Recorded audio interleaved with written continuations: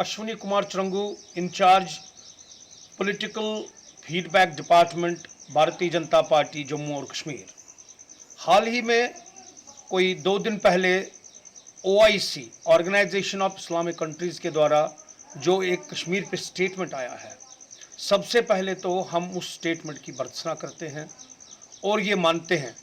कि OIC का कश्मीर के विषय में किसी प्रकार का कोई रोल नहीं है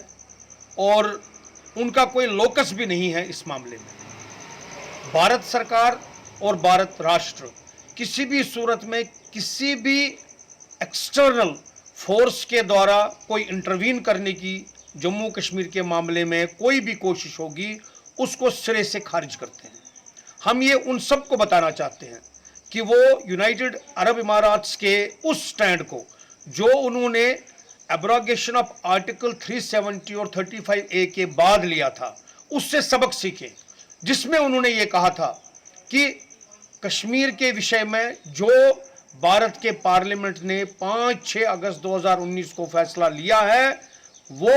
भारत का इंटरनल इशू है और किसी भी देश को उसमें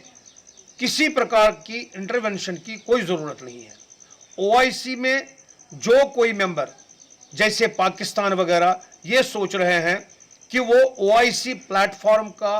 मिसयूज करके, उसको एक्सप्लॉइट करके कश्मीर के बारे में विश्व में कोई ना कोई भ्रामक तस्वीर सामने लाएंगे, उनको ये मानना चाहिए कि आतंकवाद के बारे में जो उन्होंने चुप्पी साधी है, आतंकवादियों के द्वारा जो कश्मीर में गैर मुस्लिम माइनॉरिटीज़ हैं उनके साथ में जो पिछले 30 साल से हो रहा है, उनको मारा जा रहा है, उनको कश्मीर से खदेड़ा गया। और इतना ही नहीं, जम्मू कश्मीर में अनेकों जगहों पर जो इस्लामिक आतंकवादियों ने एक प्रकार से जो माइनॉरिटीज़ हैं, हिंदू माइनॉरिटीज़ हैं, सिख माइनॉरिटीज़ हैं, उनका तो ना केवल नरसंहार किया बल्कि उनके गांव के गांव तबाह किए, उनके मकान तबाह किए, उनके रहने के स्थान तबाह किए। इतना ही नहीं, उनके तीर्थ स्थल भी तबाह किए। इस पर तो OIC चुप है और OIC ने इस पर कोई बात ही नहीं की है। और इतना ही नहीं,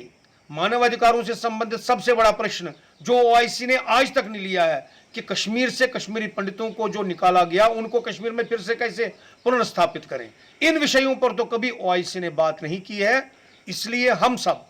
ये मानते हैं कि उनका कश्मीर के विषय में, जम्मू कश्मीर के विषय में किसी भी बात पर कोई भी इंटरवेंशन जो है वो बिल्कुल गलत है, उनका कोई लोकस नहीं है और हम उसको रिजेक्ट करते हैं। साथ में ही हमारा ये मानना है कि जिस प्रकार से यूनाइटेड नेशंस की सिक्योरिटी काउंसिल में यूनाइटेड स्टेट्स ने पाकिस्तान के इस मंसूबे को कि अफगानिस्तान में जो भारत के एक इंजीनियर हैं उनके खिलाफ,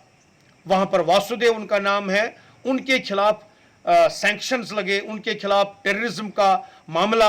यूनाइटेड नेशंस की सिक्योरिटी काउंसिल में उठे, उस पर जो यूनाइटेड स्टेट्स ने प्रतिबंध लगा दिया, उन्होंने उस मूव को वहाँ पर समाप्त कर, हम उसके लिए आभार व्यक्त करते हैं यूनाइटेड स्टेट्स का और सारी सिक्योरिटी काउंसिल का। और पाकिस्तान को ये बताना चाहते हैं कि अब आप देखिए 200 देशों में जो कि सारे यूनाइटेड नेशंस के मेंबर हैं, उनमें अब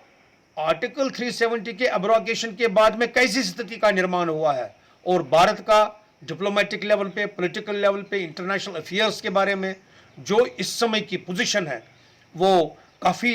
अच्छी है। और सारे लोग जो हैं और सारे जितने भी नेता हैं सारे विश्व में और जितने भी देश हैं वो सब इस समय भारत के साथ हैं। बाकी रही चीन की बात, चीन की बात को लेकर के भी सारा विश्व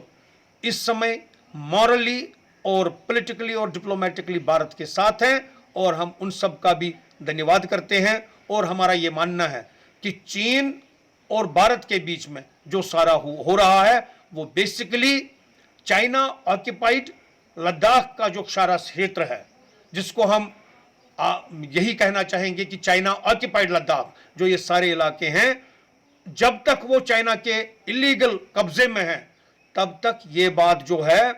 ये पूर्ण रूप से इसका सेटलमेंट नहीं हो जाता, तब तक ये चलता रहेगा। और हमारा ये मानना है कि हम इस लड़ाई को निर्णायक मोड पर ले आएंगे और अल्टीमेटली इसमें लॉजिकल कंक्लूजन जो होगा वो वही होगा कि 1947 में जो हमारी पोजीशन इस स्टेट की थी वो भारत के लिए, वो जम्मू कश्मीर के लिए और लद्दाख के लिए फिर से स्थापित हो।